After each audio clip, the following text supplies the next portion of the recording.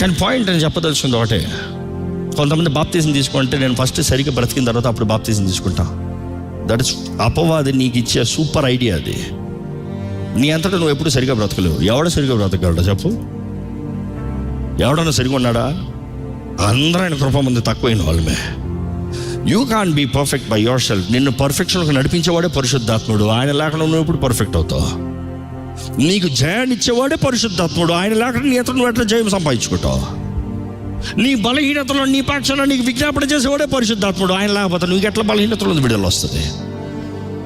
కానీ ఒకటే, యేసు నీ కొరకు చేసిన కార్యముని నీవు ఎరిగి, గుర్తెరిగి, అంగీకరించి, విశ్వాసముంచి, నా స్థితి కొరకు నన్ను రక్షిస్తానికి, నన్ను విమోచిస్తానికి యేసు ప్రభు మరణించాడు.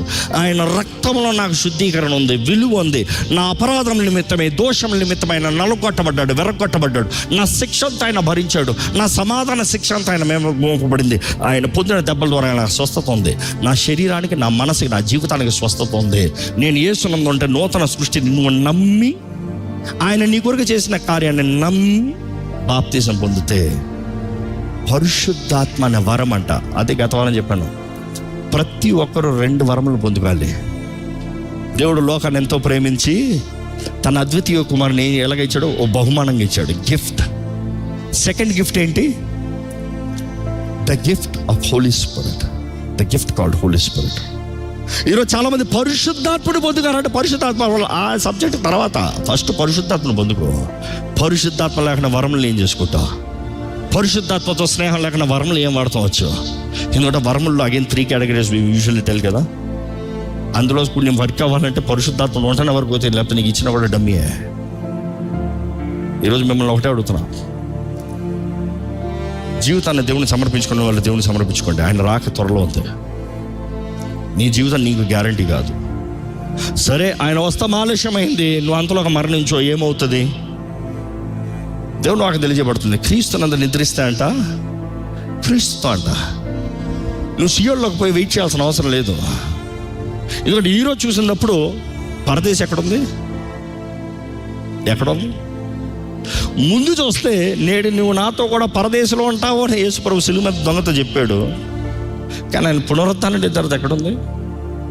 ఆయన చెరగా బట్టి నీతిమంతులను పైకి లేపిన తర్వాత బైబిల్ తెలియజేస్తుంది, పాతాళం ఎక్స్పాండ్ అయిందంట. ఇంకా అక్కడ నీతిమంతులు అక్కడ లేరు. దేవుని ఎంత విశ్వాసం ఉంచి నన్ను కుళ్ళు పట్టనవాడు, నా విమోచకుడు సజీవుడు అని చెప్పిన అక్కడ లేరు. Today they are in paradise. That paradise is shifted. ఎక్కడ? ప్రకటన గ్రంథంలో చదివితే పరలోకానికి కింద ఉందంట. అంటే పరలోకం అన్నప్పుడు జస్ట్ హెవెన్స్ అంటాం, కానీ దేవుడు ఉన్న స్థలానికి, సింహాసనం, తండ్రి ఉన్న దానికన్నా కింద ఉందంట. బైబిల్లో రాస్తాడు, యేసు ప్రభు చెప్తాడు, ఎవరో చెప్పింది కాదు, పరదేశంలో ఉన్న జీవ వృక్ష ఫలము నుండి జయించిన వాడికి తినడానికి ఇస్తానంటాడు. ఎక్కడుందంట జీవవృక్ష ఫలము? పరదేశం ఉందంట. You see what God has plan for you is different. చాలామంది ఈ సత్యాలను మర్చిపోతాం. అంటే నేను చచ్చిపోతా పరలోకంలో ఉంటానా, దేవునితో ఉంటానా? You are in a place where Christ will meet you. You are in a place where there is joy, there is rest. But then let me challenge you. You are created for the earth, not for heaven. ఎందుకు ఈ మాట చెప్తున్నా?